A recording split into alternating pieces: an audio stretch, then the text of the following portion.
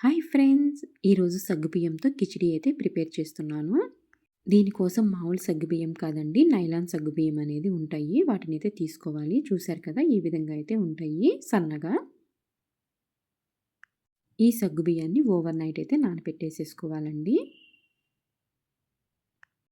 2, 3 times అయితే సగ్గుబియ్యాన్ని wash చేసేసుకొని, కొంచెం వాటర్ అయితే యాడ్ చేసేసుకొని ఓవర్ నైట్ అయితే నానబెట్టేసేసుకోవాలి.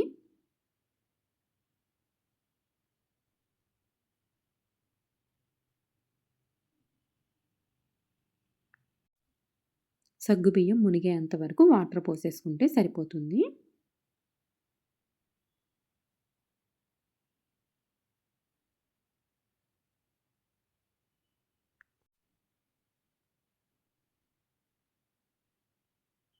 సగ్గుబియ్యంతో పాయసమే కాదండి, ఈ విధంగా కిచిడి కూడా చాలా టేస్ట్‌గా ఉంటది. వాటర్ పోసేసి ఈ విధంగా అయితే మూతైతే పెట్టేసేసుకోవాలి. నెక్స్ట్ రోజు మార్నింగ్ చూశారు కదండీ! బాగా నానిపోయినాయి సగ్గుబియ్యం అయితే. మనం ఈ సగ్గుబియ్యం కొంచెం పోసిన క్వాంటిటీ అయితే ఎక్కువగా అయిపోతాయి. ఇంకా స్టవ్ వెలిగించుకొని బాండీ అయితే పెట్టేసేసుకొని 2 టేబుల్ స్పూన్లు అయితే ఆయిల్ అయితే యాడ్ చేసుకోవాలి. ఆయిల్ హీట్ ఎక్కాక తాలింపు గింజలైతే యాడ్ చేసుకోవాలి.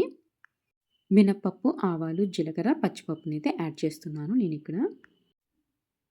అదేవిధంగా ఒక పచ్చిమిర్చిని కూడా కట్ చేసేసుకొని యాడ్ చేసుకోవాలి. కొంచెం ఇంగువను కూడా యాడ్ చేస్తున్నాను. ఇవి వేసిన తర్వాత ఒకసారి అయితే కలిపేసేసుకోవాలి. దీని ప్రాసెస్ ఎక్కువ టైం కూడా పట్టదండి. చాలా ఈజీగా అయితే అయిపోతుంది. పిల్లల లంచ్ బాక్స్‌లో కూడా హ్యాపీగా అయితే మనం పెట్టేయొచ్చు. 5-10 మినిట్స్‌లో అయితే దీని ప్రాసెస్ అయితే రెడీ అయిపోతుంది. ఈ కిచిడీని మనం ప్లెయిన్‌గా అయినా తినొచ్చండి. లేకపోతే కొంచెం పెరుగును కూడా యాడ్ చేసేసుకొని తినేయొచ్చు. దీంట్లో కొంచెం మిరియాల పౌడర్ యాడ్ చేసుకున్నా కూడా టేస్ట్ అయితే చాలా బావుంటది.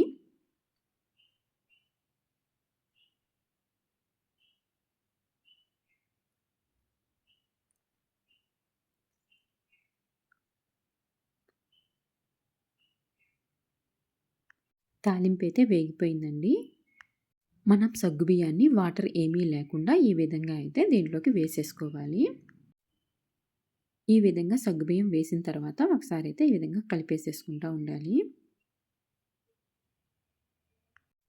ఇప్పుడు ఈ సగ్గుబియ్యం వైట్ కలర్‌లో ఉంది కదండీ! ఈ వైట్ కలర్ సగ్గుబియ్యం అనేది ట్రాన్స్‌పరెంట్‌గా మారిపోయిద్ది. అప్పుడు దాకా మనమైతే ఈ విధంగా అయితే కలిపేసుకుంటూ ఉండాలి. అలా తెలియకపోయినా మనం చేత్తో పట్టుకుంటే తెలిసిపోయిద్దండి ఉడికిందో లేదో. మనం ఈ విధంగా ఆపకుండా తిప్పుకుంటా ఉండాలండి. సగ్గుబియ్యం కదా! మాడే ఛాన్స్ ఉంటది. ఎక్కువ సేపు కూడా పట్టదండి. ఒక 2-3 మినిట్స్‌లో అయితే సగ్గుబియ్యం అయితే వేగిపోతాయి.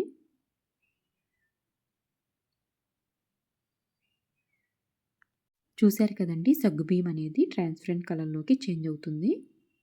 ఈ విధంగా కలుపుతూ ఉండాలి. ఈ కిచిడీకి ఎక్కువ ఆయిల్ కూడా అవసరం ఉండదండి. కొంచెం ఆయిల్‌తోనే ప్రిపేర్ చేసేసుకోవచ్చు. ఇప్పుడు దీంట్లోకి కొంచెం సాల్ట్ అయితే యాడ్ చేస్తున్నాను.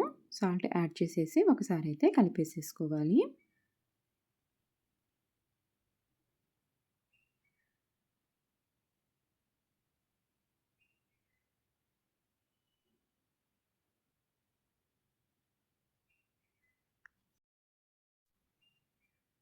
టేస్ట్ అయితే చాలా బావుంటదండి. ఈ రెసిపీని మనం మార్నింగ్ టిఫిన్‌గా కానీ, నైట్ డిన్నర్‌గా కానీ తీసుకోవచ్చు. టేస్ట్ అయితే చాలా బావుంటది.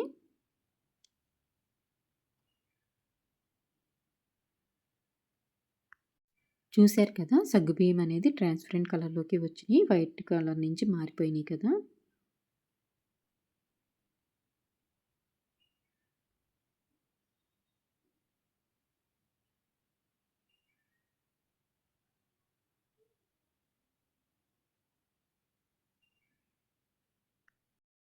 దీంట్లోకి కావాలంటే మనం కొంచెం కారం కూడా యాడ్ చేసుకోవచ్చు. కానీ నేను ఇక్కడైతే యాడ్ చేయలేదండి. పచ్చిమిర్చి, కారం సరిపోయిద్ది అని చెప్పేసి కారం అయితే యాడ్ చేయలేదు. సగ్గుబియ్యం కూడా ఉడికిపోయింది. చూశారు కదండీ! ఈ విధంగా పట్టుకొని చూస్తే మనకు అర్థమైంది.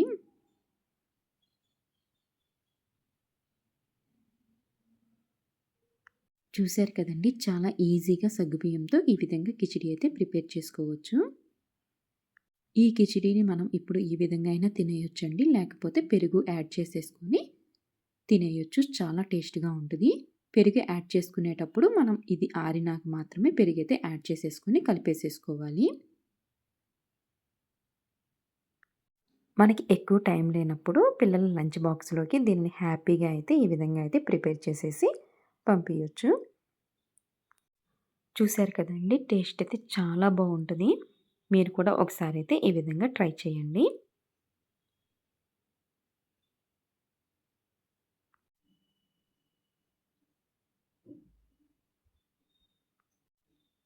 మీకు ఈ వీడియో నచ్చినట్టయితే ప్లీజ్ లైక్ చేయండి, షేర్ చేయండి. అదేవిధంగా సబ్స్క్రైబ్ చేసుకోండి.